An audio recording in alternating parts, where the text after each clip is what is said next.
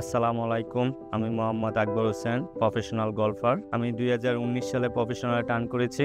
Home club হলো Comilla golf club. আমি খেলাধুলা স্টার্ট করেছি 2012 অক্টোবরে। 3 বছর ধরে আমি ইন্ডিয়ান ট্যুর খেলে আসতেছি।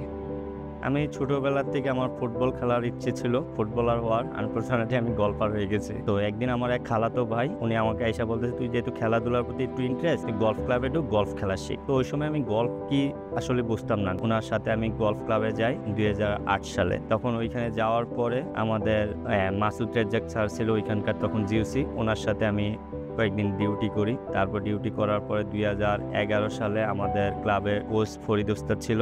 উনি আসলে আমাদের ক্লাবের জিওসির সাথে কথা বলে 5টা ছেলে দেন, আমি 1 বছরের মধ্যে আমি ন্যাশনাল টিমে 5টা ছেলেকে নিয়ে আসবো ইনশাল্লাহ। তারপরে 1 বছরের মধ্যে আমি রাসেল, ফরহাদ, আমরা 3জন বাংলাদেশ ন্যাশনাল টিমে চান্স পাই। এটা 2012 অক্টোবরে জার্নিটা স্টার্ট হয়। আমার লাস্ট টুর্নামেন্ট ছিল আমার নিউজিল্যান্ড 18 অক্টোবরে।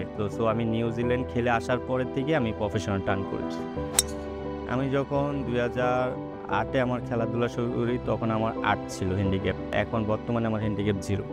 আমার লাস্ট টুর্নামেন্ট ছিল দিল্লিতে ক্লাসিক ওপেন। মানে আমি আলহামদুলিল্লাহ অনেক ভালো ফিনিশ করেছি, টপ 5-এ ফিনিশ করেছি। মানে আমার লাইফে এইটা মোস্ট ইম্পর্টেন্ট একটা পার্ট ছিল তখন। মানে উইদাউট বগি ছাড়া গলফ খেলা, আপনি ভালো রেজাল্ট করতে হলে আপনাকে বগি, ডাবল বগি এগুলো অ্যাভয়েড করতে পারলেই আপনি ভালো একটা রেজাল্ট আশা করতে পারেন। আর ফেয়ার টু গ্রিন খেলতে হবে, তাহলেই আপনি ভালো গলফ খেলতে পারবেন।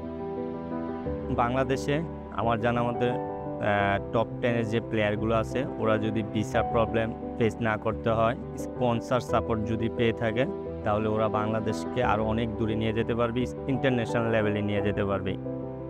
সবচেয়ে ফেভারিট প্লেয়ার হচ্ছে টাইগার উড।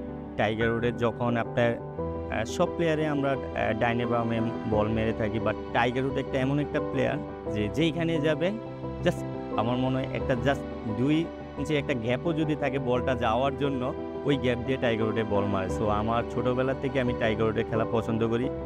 এখনও কন্টিনিউ যখন আমি খেলতে যাই, প্রতিদিন টাইগার উডের খেলা আমি 10 মিনিটের একটা ভিডিও হইলো দেখে তারপরে মাঠে খেলতে নামি। আজকে সিদ্দিক ভাইয়ের জন্য আমরা আজকে এখানে আসতে পারছি। সো সিদ্দিক ভাই তো আমাদের একটা সম্মানের জায়গায় আছে, উনি সবসময় আমাদের সম্মানের জায়গায় থাকবে। আর আমার সবচেয়ে মোস্ট ফেভারিট হলো টাইগার। আমি যখন ন্যাশনাল টিমে ছিলাম 2017 ইভেন 2018-তে আমি back to back Bangladesh amateur championship 2বারই জিতি। তো আমাকে সবাই বলতেছিল হ্যাট্রিক করতে পারলে আমাদেরকে একটা গোল্ড ট্রফি দেবে।